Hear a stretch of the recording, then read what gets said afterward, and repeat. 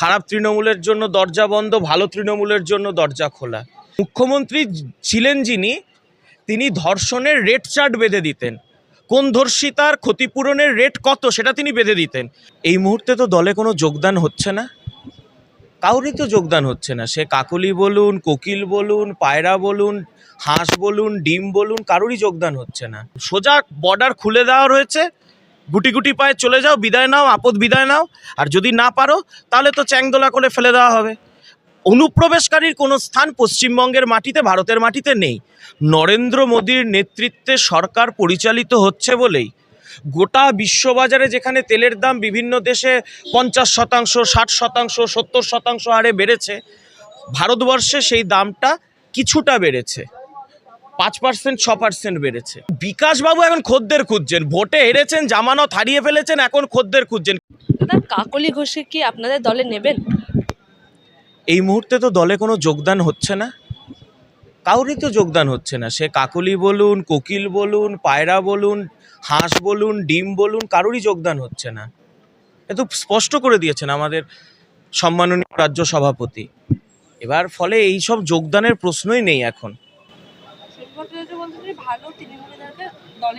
না, কোথাও এই ধরনের কথা শ্রমিকদা বলেননি, কোথাও এ ধরনের কথা শ্রমিকদা বলেননি যে ভালো তৃণমূল, খারাপ তৃণমূল। খারাপ তৃণমূলের জন্য দরজা বন্ধ, ভালো তৃণমূলের জন্য দরজা খোলা। তৃণমূলের মধ্যে একাংশ মানুষ রয়েছেন যারা এই 15 বছর তৃণমূল ক্ষমতায় থাকার সময় এই যে ক্ষমতার মধুভাণ্ডটা স্পর্শ করেননি। তাদের জন্য দলে একটি নির্দিষ্ট জায়গা রয়েছে, সেই জায়গা, সেই কমিটি, লকেটদি রয়েছেন, আমাদের আরও উচ্চ নেতৃত্ব রয়েছেন, তারা ভাববে। বিবেচনা আর দলে নেওয়ার মধ্যে একটা অনেক বড় পার্থক্য বা তফাৎ রয়েছে। পেট্রোলের দাম যেভাবে বাড়ছে দিনের পর দিন, আপনারা আগে বলতেন যে রাজ্য সরকার ট্যাক্স কাটে, এখন তো ডাবল ইঞ্জিন সরকার, তাহলে কি বলবেন এখন কমাচ্ছেন না কেন? আপনি বিশ্ববাজারটা একবার একটু ঘুরে আসুন, এই তেলের দাম নিয়ে একবার বিশ্ববাজারটা একবার ঘুরে আসুন। ইউরোপ, আমেরিকা, এশিয়ার বিভিন্ন দেশে এই শেষ 6 মাসে তেলের দাম 50% থেকে 80% বেড়েছে। ভারতবর্ষের দিকে তাকান, কত শতাংশ বেড়েছে। নরেন্দ্র মোদীর নেতৃত্বে সরকার পরিচালিত হচ্ছে বলেই গোটা বিশ্ববাজারে যেখানে তেলের দাম বিভিন্ন দেশে 50%, 60%, 70% হারে বেড়েছে, ভারতবর্ষে সেই দামটা কিছুটা বেড়েছে, 5%, 6% বেড়েছে।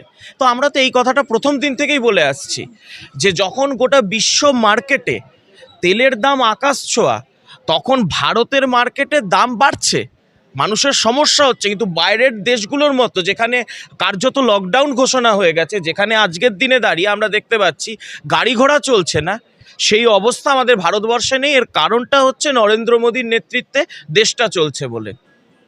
আমরা দেখছি যে এই পেট্রোলের ডিজেলের দাম বাড়ার জন্য বিপক্ষীরা কটাক্ষ করছে যে কি বললে পেট্রোলের দাম করবে, পেট্রোলের দোকানে কি জয় শ্রীরাম বলে পেট্রোলের ডিজেলের দাম করবে? না, এনারা গিয়ে একটু বাইরের মার্কেটটা দেখে আসুন না। আমি আবারও তো বলছি, বারবার করে বলছি, আপনি দিল্লিতে থেকে, কলকাতায় থেকে যে রেটে পেট্রোল পাচ্ছেন, আপনি আজকে চলে যান আমেরিকায়, আপনি আজকে চলে যান পাকিস্তানে, আপনি আজকে চলে যান বাংলাদেশে, আপনি আজকে চলে যান চীনে। আরে যারা এত কথা বলছে, কমিউনিস্ট শাসিত কিউবা, সেই কিউবায় তো সপ্তাহে 1 দিন করে পেট্রোল দিচ্ছে সেখানকার সরকার। ওখানে কমিউনিস্ট শাসিত সরকার, 1 দিন করে কেন দিচ্ছে? সেখানে কি অবস্থা রয়েছে বাইরের দেশগুলোতে, কিছু বলার দরকার নেই। নরেন্দ্র মোদীর নেতৃত্বে বিশ্ববাজারের সংকটটা মোকাবিলা করছে ভারত, এবং ভারত মোকাবিলা করছে বলেই আপনি দেখতে পাচ্ছেন আজকের দিনে দাঁড়িয়ে পেট্রোলের দামটা বাইরের রাজ্যগুলো বা বাইরের দেশগুলোর তুলনায় অনেকাংশে কম। এবং এখানে এতদিন ধরে কোন সরকার ছিল? তৃণমূল সরকার ছিল। এত প্রায় 8 লক্ষ কোটি টাকার রাজস্ব ঘাটতি রেখেছিল, ঋণ করে রেখেছিল, তারপরেও কেন পেট্রোলের দামে ছাড় দিতে পারেনি? ডবল ইঞ্জিন সরকার তো এই এলো, দাঁড়ান, আস্তে আস্তে সব পদক্ষেপ নেওয়া হচ্ছে। মানুষের স্বার্থে যে পদক্ষেপ নেওয়ার দরকার তাই নেবে বিজেপির সরকার, অপেক্ষা করুন। যে প্রাক্তন মুখ্যমন্ত্রী বলছেন যে প্রধানমন্ত্রী চকলেটটা বাচ্চাদের পারতেন, ইতালির প্রধানকে কি দরকার ছিল? ওনার গোসা হয়েছে, উনি রাগ করেছেন, অভিমান করেছেন।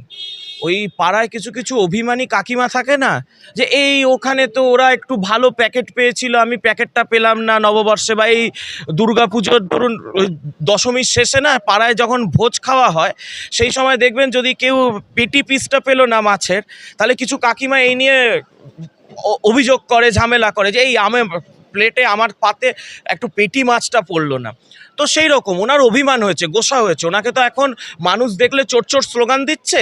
এখন তো চকলেট দেওয়া ছেড়ে দিন, রাস্তায় ভয়ে বেরোতে পারছে না প্রাক্তন মুখ্যমন্ত্রী, কে পচা টমেটো ডিম ছুঁড়ে মারবে এই ভয়ে, ঘরে নিজেকে করে নিয়েছে, নিজে ওয়ার্ক ফ্রম হোমে চলে গেছেন।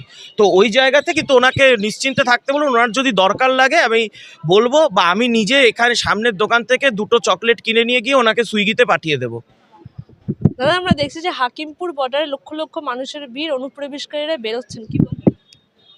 তো অনুপ্রবেশকারীদের তো থাকার জায়গা নয় ভারতবর্ষটা ভারতীয়দের জন্য। জামাতি, রোহিঙ্গা, বাংলাদেশি অনুপ্রবেশকারী এদের জন্য অন্য দেশ রয়েছে। আমার দেশে ভিড় করে আমার দেশে গ্যাঞ্জাম করার কোনো দরকার নেই। সোজা বর্ডার খুলে দেওয়া রয়েছে, গুটি গুটি পায়ে চলে যাও, বিদায় নাও, আপদ বিদায় নাও। আর যদি না পারো তাহলে তো চ্যাংদোলা করে ফেলে দেওয়া হবে। অনুপ্রবেশকারীর কোনো স্থান পশ্চিমবঙ্গের মাটিতে, ভারতের মাটিতে নেই। অনুপ্রবেশকারীরা বুঝে গেছে, এতদিন তাদেরকে আলালের ঘরের দুলাল বানিয়ে রেখেছিল তৃণমূল কংগ্রেসের সরকার। তো এখন বুঝেছে এই সরকারটা চলে গেছে, এখন ভারতীয় জনতা পার্টির সরকার রয়েছে, ভারতীয় সরকার রয়েছে। এই সরকার কোনো অনুপ্রবেশকারীকে এই মাটিতে ঠাঁই দেবে না। দাদা কি দেখছো যে কত রোহিঙ্গা ছিল বাংলায়, যেটা শুভেন্দু অধিকারী আগেও বলেছিলেন, কি মনে করছেন কত রোহিঙ্গা? আপনি হাকিমপুর বস্তিতে বা ওই সীমান্তে গিয়ে দাঁড়ান, ক্যামেরাটা নিয়ে আপনি গুনতে পারবেন, গুনে নিতে পারবেন। তাদেরকে আমাদেরকে গোনার প্রয়োজনীয়তা, তারাই তো দেখছেন, আপনারই তো দেখাচ্ছে লাইন দিয়ে সব তত্তর তত্তর করে পালাচ্ছে। তা আপনি ওইখানটায় দাঁড়ান, ক্যামেরাটা নিয়ে আপনি নিজেই গুনে নিতে পারবেন, আমাকে প্রয়োজনীয়তা পড়বে না। 17ই এপ্রিল তখন কেয়ারটেকার মুখ্যমন্ত্রী কে, কার নাম তখন? আচ্ছা, কেন 17ই এপ্রিলের ঘটনা 4ঠা মে পর্যন্ত রিপোর্ট করানো যায়নি? কেন? কারণ মুখ্যমন্ত্রী ছিলেন যিনি, তিনি ধর্ষণের রেট চার্ট বেঁধে দিতেন, কোন ধর্ষিতার ক্ষতিপূরণের রেট কত সেটা তিনি বেঁধে দিতেন। ধর্ষিতা ভয় পেয়েছিল যে তিনি যদি ধর্ষণের অভিযোগটা জানান, আবার প্রাক্তন মুখ্যমন্ত্রী হয়তো বলবেন ওটা লাভ অ্যাফেয়ার ছিল না, মেয়েটা প্রেগনেন্ট ছিল। বিজেপির সরকার আসার পর 17ই এপ্রিলের গণধর্ষণের ঘটনার রিপোর্টটা সরাসরি থানায় দাখিল হয়েছে। তাহলে জানান যে এখন আইনের শাসন ফিরে এসেছে বলে ধর্ষিতারা সাহস পেয়ে রিপোর্টটা থানায় অভিযোগটা জমা করতে পারছে। যদি মমতা ব্যানার্জির প্রশাসন থাকতো তাহলে যেমন করে উনি মুখ বুজে সহ্য করে নিয়েছিলেন, ঘটনাটা চেপে যেতে বাধ্য হয়েছিলেন, সেইভাবেই যেতেন। তাই ঘটনাটা এখন ঘটেনি, ঘটনাটা 17ই এপ্রিলের, যে সময়ে মুখ্যমন্ত্রীর নাম ছিল মমতা ব্যানার্জি, সেটা উল্লেখ করুন। বিকাশবাবু এখন খদ্দের খুঁজছেন, ভোটে হেরেছেন, জামানত হারিয়ে ফেলেছেন, এখন খদ্দের খুঁজছেন। কে কোথায় খদ্দের আছে? তৃণমূল। এখন তো বলছেন মমতা ব্যানার্জিরও ওকালতি করবেন উনি। এমন দুরাবস্থা হয়ে গেছে বিকাশ ভট্টাচার্য, এখন বলছেন আমাকে যে যেখান থেকে পারো খদ্দের দাও। যদি আমার খদ্দের আমি যদি এখান থেকেও পাই, বিকাশবাবুও যদি এখন দেখছে মমতা ব্যানার্জিও যদি ওনার কোনো কেস দেন, তাহলে সেই কেসটা উনি নেবেন। তো এটাই তো আমরা দেখতে পাচ্ছি এখন, যে উনি এখন খদ্দের খুঁজতে ব্যস্ত, যে যেখানে খদ্দের আছে আসো। উনি তো মাল বোঝেন, মালটা উনি নিতে চাইছেন। যে এসআই পুলিশ অফিসাররা ছিল নির্বাচনের সময়, যাদেরকে আপনাদের সরকার দূরবর্তী জেলাতে পাঠিয়ে দিয়েছিল, তাদের নিয়ে কি ভাবছেন?